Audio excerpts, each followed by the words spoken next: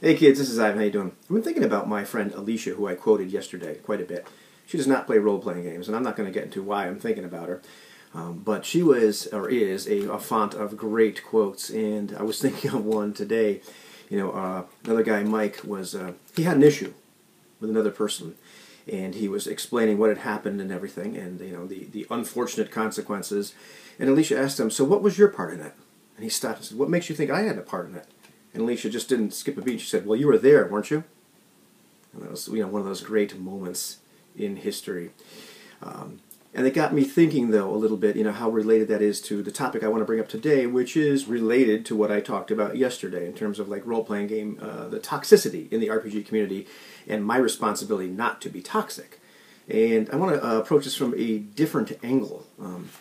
We're responsible for our experiences. Maybe not the first time, but we're responsible for continuing to participate in them.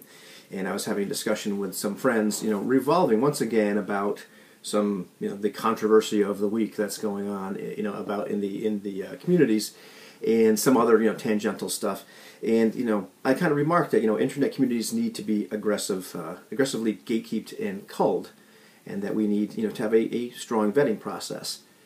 And that was something that, it sounds on the surface to be very elitist and controlling and what have you. But the truth of the matter is, as we're going out and, playing games and then talking about games, the internet, the world is a big, wide place, and there are all sorts of people in it. And, you don't have to be a member of the RPG community. You can go on to just about any forum, and next thing you know, you find things are very, very fractious. I mean, heck, just go ahead and scroll down your Facebook wall sometime where people just start throwing up opinions about all sorts of stuff. I don't need to go into what they are. You can fill in the blanks. Doesn't matter.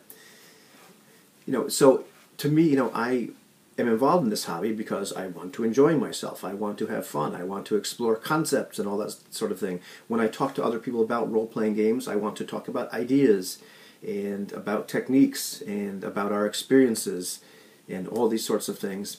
What I don't want to end up in is constant infighting and, interacting with people that are just oppositional to be oppositional, and, interacting with people that are rather trollish. All that sort of thing. So, it becomes important, at least, for me to figure out, well, who do I want to continue to associate with, and who do I want to exclude from my circles because it's just not worth having them in there. And I'm not, saying that they're bad people, but they're bad people for me to interact with. And, one of the things that's, happened is, like, I spend more time in some of these, like, Facebook and other sorts of groups, in these groups that are much, much smaller and are closed and are subject to some form of gatekeeping, which once again sounds very elitist, but it's a matter of self-preservation, or probably preserving my serenity. What is the actual intention of having this group? Let's protect that intention.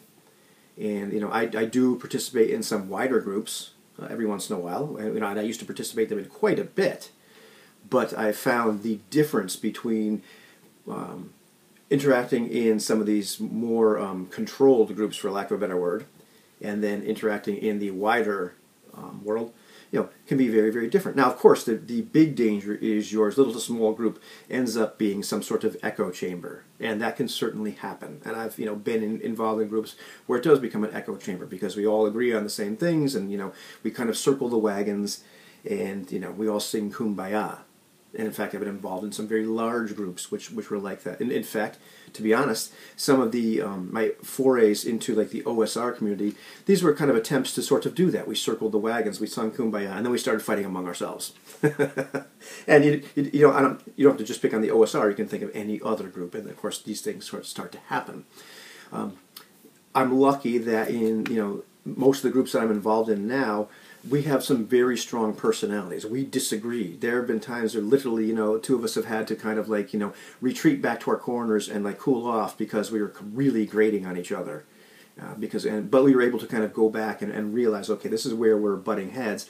And it was worth continuing for each one of us to keep them in our circles of people that we interact with because the interactions were worth it and because there wasn't really malice involved.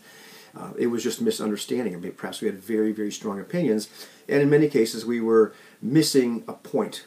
There was something that each one of us was not understanding about the other's experience or what they were trying to say, etc.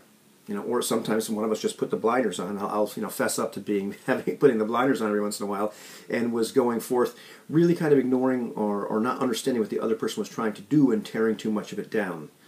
Because I had misgivings or reservations about part of their intentions, or I just had different experiences, because people are different. So at the end of the day, this has become very, very important to me, and it's I struggle with it a little bit because it can sound elitist. It sounds like we just get into an ivory tower and congratulate each other on being wise and all that sort of stuff. But that's not the intention. And so I examine and make sure that's not what we're doing. But it's more about let me get together with the people that are good for me.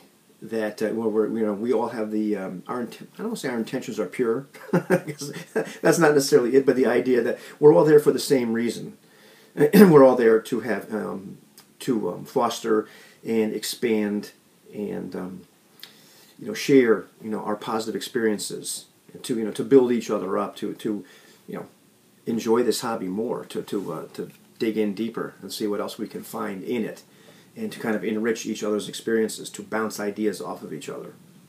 And so at the end of the day, these communities that we build for ourselves, we do need to gatekeep them. We do need to call them every once in a while when you realize, it's not good for me to interact with this person. Make sure that you're not just playing with the right people, but that you're interacting with the right people. Because at the end of the day, I don't want to leave discussions, more irritated. I don't want to leave them worse off than when I enter them. So because of that, I have to be very careful about who I interact with. I don't know if that makes any sense to you, but it makes sense to me. So once again, at the end of the day, I'm responsible for not bringing toxicity to the role-playing game community, but I'm also responsible for my own serenity and who I surround myself with, who I choose to interact with, even to the point where I have some people that I respect, I enjoy interacting with, but there are certain subjects that I will not talk to them about because I know that we just always come to loggerheads, so it's not worth it. That sort of thing. What do you think about that? Have a good day, kids.